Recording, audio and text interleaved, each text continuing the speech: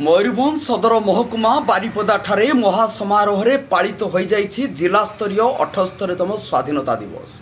यही अवसर में सम्मान्य जिलापाल तथा जिला दंडाधिकारी श्री हेमंत कांत राय मुख्य अतिथि भाव जातीय पताका उत्तोलन, सम्मिलित पेराडियर अभिवादन, उद्बोधन, पुरस्कार वितरण विविध कार्यक्रम में योगदान करते। निर्धारित कार्यसूची अनुसार जिला आरक्षी अध्यक्ष श्रीमती एस सुश्री और अतिरिक्त जिलापाल श्री विभूति भूषण नायक मुख्य अतिथि रिजर्व पुलिस परेड पड़िया मंच उपर को पाछटी आनी। जिलापाल श्री सय जातीय पताका उत्तोलन करने सह सम्मिलित प्यारेड अभिनंदन ग्रहण करते।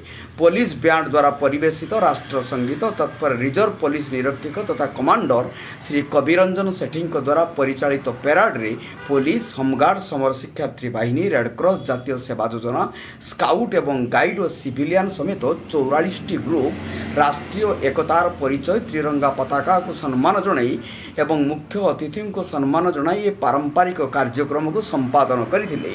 यही अवसर में मुख्य अतिथि निज अभिभाषण में मयूरभंजर इतिहास, ब्रिटिश शासन समय गढ़ी उठिथिबा मयूरभंजर प्रजा आंदोलन, स्वाधीनता पाई तत्काल भंज सेनार महत्व और जिला तथा राज्यर भंज प्रशासन गारिमा, ओडिया साहित्य, संस्कृति, शिक्षा और मयूरभंजर अवदान और द्वितीय श्रीक्षेत्र बारिपदार जशकीर्ति विषय में पुंखानुपुंख कहिथिले।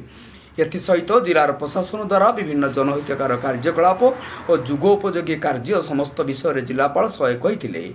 जिलापाल यह कृषि कल्याण, स्वास्थ्य और शिक्षा दिगरे मयूरभंज प्रशासन सदासर्वदा कार्यरत। मयूरभंज बारिपदारू डॉक्टर गौरव गिरी दास को रिपोर्ट, जनता एक्सप्रेस।